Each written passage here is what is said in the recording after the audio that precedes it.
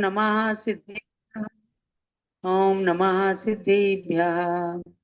सरस्वती नमस्तुभ्यं वरदे कामरूपिणी विद्यारम्भं करिष्यामि सिद्धिर्भवतु मे सदा। बोलो द्वादशांगमयी जिनवाणी माता की जय। सरस्वती की प्रतिमूर्ति गणिनी प्रमुख श्री ज्ञानमती माता जी की जय।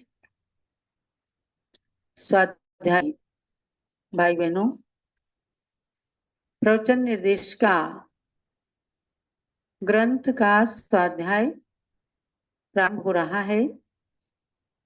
आप इसमें चारों अनुयोगों की सार्थकता के बारे में जानकारी प्राप्त कर रहे हैं कि जिनेंद्र भगवान के मुख से निकली हुई जो दिव्य ध्वनि है, वह दिव्य ध्वनि गणधर भगवान ने द्वादशांग रूप से निबद्ध किया, जिसे 11 अंग और 14 के रूप में जानते हैं।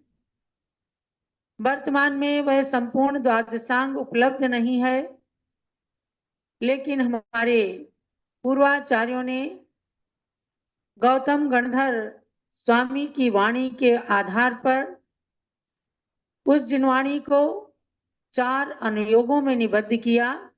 प्रथमानुयोग, करणानुयोग, चरणानुयोग और द्रव्यानुयोग।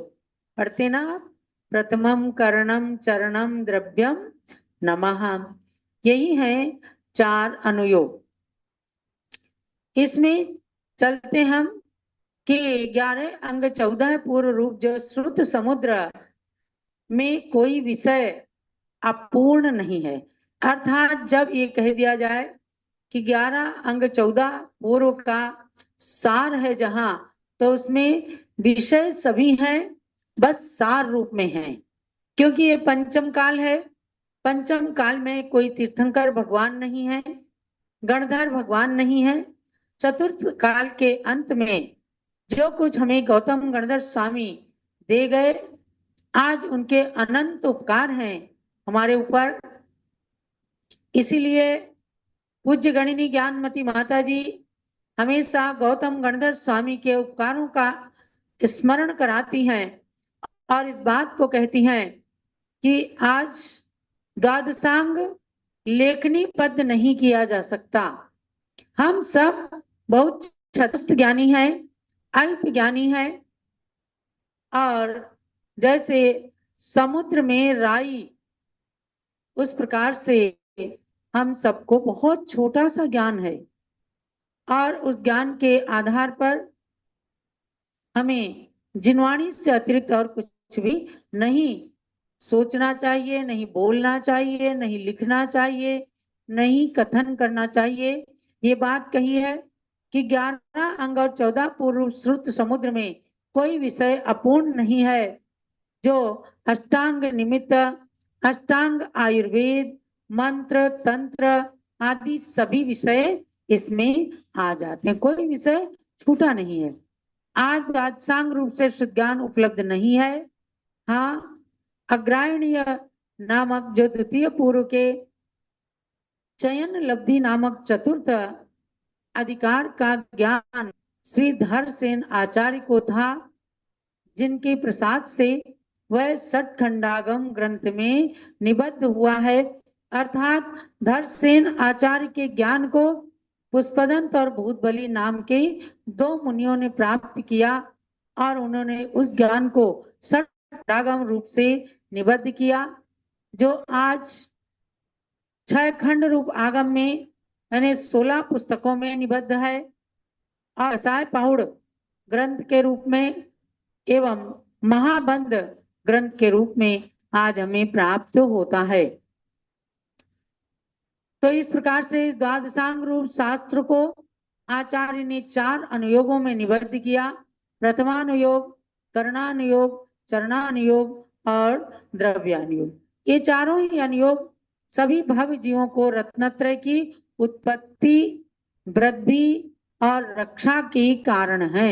यानी इन ग्रंथों को पढ़ने से लोग रत्नत्रय की ओर अग्रसर होते हैं मोक्ष मार्ग में लगते हैं, दुराचार से सदाचार की ओर बढ़ते हैं और नग्न दिगंबर मुनियों के प्रति श्रद्धा करते हैं, और वे मुनि जो होते हैं वे मोक्ष मार्ग का हमें दिग्दर्शन कराते हैं। मुनि आरिका क्षुल्लक क्षुल्लिका रूप चतुर संग के द्वारा आज जो जिन धर्म की मोक्ष मार्ग की महती प्रभावना हो रही है, वह इस पंचम काल के अंत में समझो कि मोक्ष का साक्षात मार्ग है। इन अनियोग रूप द्रव्य श्रुत से उत्पन्न हुआ भाव श्रुत परंपरा से केवल ज्ञान का कारण है। आज अपन क्या समझते हैं, हम बिल्कुल अज्ञानी हैं, क्योंकि जरा सा भी कुछ सुनते भी हैं तो थोड़ी सी देर में उसको भूल जाते हैं। ये एक जन साधारण की बात है कि आज बहुत अज्ञान है। अज्ञान के अंधेरे में थोड़ा बहुत ज्ञान जुगनू की तरह से मिल जाता है, तो वह भी उसका भी हम मूल्यांकन करें कि एक ना एक दिन वो हमें केवल ज्ञान को प्राप्त कराने में कारण बन जाएगा। तो उसके लिए उत्तर पुराण में और धौला ग्रंथ के अंदर कहा है बहुत सुंदर बात, विनयेन सुधमदीदम यदि विपमादेन हो दिवी सरिदम तम उट्ठादि पर भवे केवल नाणम च आवदी। ये प्रवचन निर्देश का ग्रंथ के 125 पृष्ठ पर स्वाध्याय चल रहा है। उसमें पूज्य माता ने इस गाथा को यहाँ कोट किया है धौला ग्रंथ से और उत्तर पुराण से। इसका मतलब ये है कि विनय पूर्वक श्रुत को जरूर पढ़ना चाहिए। पहले आपने देखा होगा मंदिर में कोई बड़े लोग या पंडित जी अलमारी से शास्त्र को निकाल करके बड़ी श्रद्धा से मस्तक पर सिर पर लेके आते और सब लोग उठ करके खड़े हो जाते थे। ग्रंथ को चौकी पर विराजमान किया जाता, सब लोग उसे नमन करके और बड़ी श्रद्धा के साथ पढ़ने वाले पढ़ते और सुनने वाले सुनते। ये क्या है? ये श्रुत का विनय है, ये शास्त्र का विनय है, ये शास्त्र को बनाने वाले का विनय है। और ऐसी विनय करने से ही उसमें जो वर्णित ज्ञान है वो हमको संसार से पार कराने में कारण होता है। तो ऐसे ज्ञान को प्राप्त करने के लिए कहा कि जो विनय पूर्वक श्रुत को पढ़ते हैं, यदि प्रमाद से वो भूल भी जाते हैं, सब लोग सुनो इसको, कि यदि प्रमाद से भूल भी जाते हैं, क्योंकि भूलना स्वभाव है। आज मन मस्तिष्क के अंदर ह्रास हो रहा है। पहले लोग एक बार पढ़ते उन्हें याद हो जाता था। अकलंक और निकलंक की कहानी पढ़ते हैं। अकलंक देव को एक बार पढ़ने से वो जीवन भर नहीं भूलते थे, और निकलंक जो उनके भाई थे उन्हें 2 बार पढ़ना पड़ता था। एक बार पढ़ते थे और एक बार अपने भाई के से उसका रिवीजन करते थे। 2 बार पढ़ने पर फिर उन्हें हमेशा याद रहता था। धीरे धीरे बुद्धि का ह्रास हुआ, लोग भूलने लग गए बहुत ज्यादा। लेकिन आज भी ऐसे श्रुत के मर्मज्ञ जो हमेशा इस श्रुत के समुद्र में गोते लगाते रहते हैं, माने पढ़ते रहते हैं, स्वाध्याय करते रहते हैं, ऐसे संत विद्वान उस श्रुत को खूब याद करते हैं। आज देखो ज्ञानमती माता जी को क्या 90 साल की उम्र है, लेकिन आप किसी भी विषय को पूछेंगे तो ये कम से कम 80-85 साल पहले जो इन्होंने पढ़ा था वो आपको बता देंगे। इस ग्रंथ को खोलो, वहां ऐसा विषय मिलेगा। ये क्या है? बहुत विनय के साथ इन्होंने श्रुत को पढ़ा है। तो आप भी आचार्य कहते हैं कि आप विनय पूर्वक श्रुत को पढ़ें। यदि प्रमाद से भूल भी गए, विस्मृत भी हो गया, तो वो अगले भवों में केवल ज्ञान तक प्राप्त कराने में आपको कारण बनाएगा। ये क्यों कहा? क्या इसलिए ना पढ़ें कि हम तो भूल जाते हैं, क्यों पढ़ें? नहीं, पठितव्यम खलु पठितव्यम अग्रे अग्रे स्पष्टम भविष्यति। आगे आगे स्पष्ट हो जाएगा। इस भाव में नहीं होगा तो अगले भाव में हो जाएगा, और उससे अगले भावों तक चिंतन करते रहना तो कभी भी केवल ज्ञान को प्राप्त कराने में भी कारण बन जाएगा। इसलिए इस गाथा को यहाँ कोट करके पूज्य माता ही बताती हैं कि ये समस्त श्रुत ज्ञान की महिमा है, केवल एक किसी अनुयोग के ज्ञान की नहीं है कि हमने प्रथमानुयोग पढ़ लिया बस, कर्णानुयोग पढ़ लिया। जो भी शास्त्र पढ़ो, शास्त्र तो शास्त्र है, बस इतना होना चाहिए कि आचार्यों के द्वारा लिखा गया शास्त्र हो तो उसको पढ़ने से ऐसा ज्ञान प्राप्त हो जाता है कि अगले अगले भावों में भी वो हमको ज्ञान प्राप्ति में कारण बन जाता है। श्री कुंद देव भी उस ज्ञान के बारे में कहते हैं, जिणवयण मोसहमिणम विषय सुह विरेयणम अमिद भूतम जर मरण बाई हरणम क्षय करणम सवदुखाणम। कहते जिणवयण मोसहमिणम, जिनेन्द्र भगवान के वचन क्या है? परम औषधि है। जब बीमार हो जाते हैं तो दवाई लेते हैं, सबसे बड़ी दवाई, सबसे बड़ी औषधि, सबसे बड़ी मेडिसिन क्या है? भगवान के वचन। विषय सुख विरेयणम अमित भूतम, जो विषय सुखों का विरेचन कराने वाले हैं, त्याग कराने वाले हैं और अमृत के समान हैं। जो जिसको एक बार जिनवाणी सुनने का, प्रवचन सुनने का चस्का लग जाए तो उसको बहुत अच्छा लगने लगता है, और जिसको नहीं लगता अच्छा तो चले भी जाते हैं जबरदस्ती, तो सोने लग जाते हैं, नींद आने लग जाती है, या उठ करके भाग जाते हैं कि हमें तो समझ में नहीं आता। ना आए, समझ में नहीं आता, मिठाई पता नहीं है कि रसगुल्ला कैसा है, जलेबी कैसी, फिर भी उसे खाते हैं। क्यों खाते हैं? मीठी लगेगी। ऐसे ही हमें नहीं पता हो कि कौन सा विषय हमारे लिए क्या हित करेगा, क्या कल्याण करेगा, तो भी उसको सुनने से अमृत के समान वह कल्याणकारी होता है। जन्म जरा मृत्यु का निवारण करने वाला है, यानी जन्म मरण व्याधियां हैं तो बाई हरणम, उन व्याधियों को हरण करने वाले हैं भगवान के वचन। क्षय करणम सब दुखाणम, और समस्त दुखों का क्षय करने वाले हैं।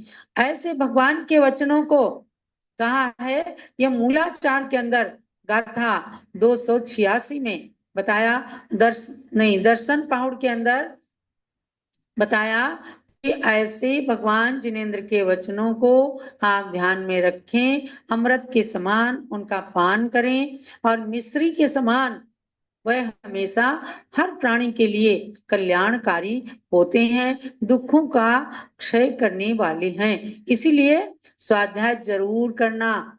अगर आप ज्ञानमती माता के पास आए हो और सच्चा फल लेकर के जाना चाहते हो तो नियम करके जाना कि हम प्रतिदिन एक शास्त्र की 4 लाइन जरूर पढ़ेंगे। 4 लाइन पढ़े बिना हम सोएंगे नहीं, ऐसा नियम करके जाना। उन 4 लाइनों में से पता नहीं कौन से 4 शब्द आपके जीवन के लिए अमूल्य अंग बन जाए। इसलिए स्वाध्याय परम आवश्यक है। और श्रुत ज्ञान को महान वृक्ष की उपमा भी दी है आचार्यों ने। श्रुत ज्ञान माने सच्चे शास्त्रों का ज्ञान। जैसे हमारे पद्म पुराण, आदि पुराण, मूलाचार, रत्नकरण शावकाचार, समय सार, गोमठ सार, ये सब ग्रंथ जो हैं वो हमारे लिए स्वाध्याय के योग्य हैं। तो उसको उपमा इसलिए दी है, अनादिकाल की अविद्या के संस्कार से प्रत्येक मनुष्य का मन बंदर के समान अतीव चंचल है। देखो अभी जरा सी देर में कहाँ की कहाँ पहुंच जाता है। बंदर तो फिर भी लिमिटेड, जितनी उसकी शक्ति वहीं तक कूद करके जाएगा। आपका मन तो अभी जरा सी देर में कहो अमेरिका पहुंच जाए, घर पहुंच जाए, तो ये मन को कहा बंदर।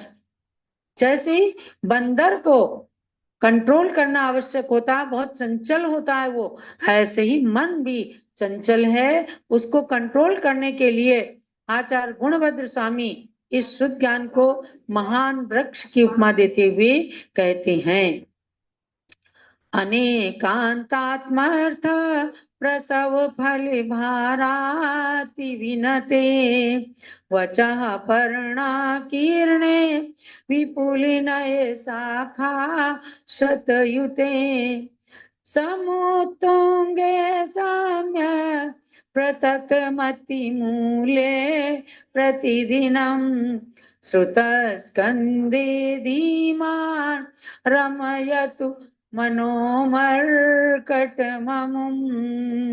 क्या कहते हैं? हे बुद्धिमान सज्जनों, आप अपने मन रूपी बंदर को यदि बस में करना चाहते हो तो स्वाध्याय करो। जो श्रुति स्कंद रूपी वृक्ष है, अनेक धर्मात्मक पदार्थ रूप फूल एवं फलों से अतिशय झुका हुआ है। जिसके अंदर फल लग जाते हैं वो पेड़ झुक जाता है। ऐसे जो ग्रंथ, जो धर्म, जो श्रुत इसका स्कंद है, उसको वृक्ष की उपमा दी है।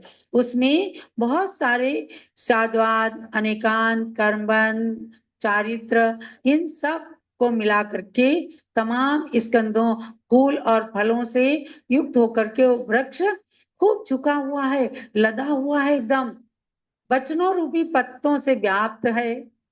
विस्तृत नयो रूप सैकड़ों शाखाओं से युक्त है, उन्नत है, बहुत ऊंचा है तथा समीचीन एवं विस्तृत मति ज्ञान रूपी जड़ से स्थिर है। उस श्रुत स्कंद वृक्ष के ऊपर बुद्धिमान साधु अपने मन रूपी बंदर को प्रतिदिन रमण करावे। ऐसी प्रेरणा दी है आचार्य देव ने, यानी कि खूब स्वाध्याय करें तो मन अपने बस में हो जाएगा। इस श्रुत स्कंद वृक्ष में चारों ही अनुयोग समाविष्ट हैं, क्योंकि एक अनुयोग से होने वाला ज्ञान अपूर्ण है, वह अधूरा है। जब चारों अनुयोगों के कुछ कुछ ग्रंथों को पढ़ लेंगे तो समझो कि वह ज्ञान पूर्ण हो जाएगा। और आज का श्रुत ज्ञान आगे कभी ना कभी केवल ज्ञान को प्राप्त कराने में कारण बन जाएगा। इसलिए कहा है कि दूध का दूध और पानी का पानी हो जाए और असली दूध की परीक्षा हो सके। अपने आत्म तत्व के अंदर जो ज्ञान का अमृत भरा हुआ है, उस अमृत का पान करने के लिए जितना जितना स्वाध्याय करते हैं उतना उतना समझो अज्ञान का विनाश होता है। देखो कहीं पर्दा लगा हुआ है तो पीछे की चीज नहीं दिखती, और जैसे जैसे पर्दा हटाते हैं वो चीज उतनी उतनी चीज दिखने लगती है। ऐसे ही हमारे ज्ञान के सूर्य के आगे अज्ञानता का पर्दा लगा है। जब हम पढ़ेंगे, ज्ञान प्राप्त करेंगे तो उतना जितना अज्ञानता का पर्दा हटा उतना ज्ञान अपने प्रकट होता चला जाएगा। इसलिए सर्वप्रथम इस अध्याय के अंदर शास्त्र के स्वाध्याय की महिमा पर प्रकाश डाला है। आगे चारों अनुयोगों के बारे में बताएंगे और आपको ये बताना है कि आपकी इस चैप्टर की और आगे आने वाला है पंचम काल में मुनियों का अस्तित्व। इन दो चैप्टर के अंदर लगभग 45 से 50 पेज हैं। इनकी परीक्षा हम आपसे लेंगे 30 नवंबर को। 30 नवंबर यानी 29 नवंबर तक आपको अच्छे से पढ़ाई करना है। और उसके बाद जैसे अन्य विषयों की परीक्षा देते रहे हैं और प्रवचन निर्देशिका की भी परीक्षा दी है, आप एक दूसरे को, सबको जिज्ञासु जो हमारे स्वाध्यायी लोग हैं, एक दूसरे को सूचित कर दीजिए कि 30 नवंबर को प्रवचन निर्देशिका के 2 चैप्टर की परीक्षा होगी, चारों अनुयोगों की सार्थकता और पंचम काल में मुनियों का अस्तित्व। इन दोनों की तैयारी आप करें। बराबर पढ़ाई चलेगी 3:30 बजे से। उपस्थित होकर के ज्ञान का लाभ प्राप्त करें। और अब हम चलते हैं गुरुओं की अर्चना की ओर, जिनसे हमें सम्यक दर्शन, ज्ञान और चारित्र की उपलब्धि प्राप्ति होती है। उन गुरुदेव शांति सागर महाराज के चरणों में अर्घ चढ़ाकर पूज्य माता की पूजन करेंगे।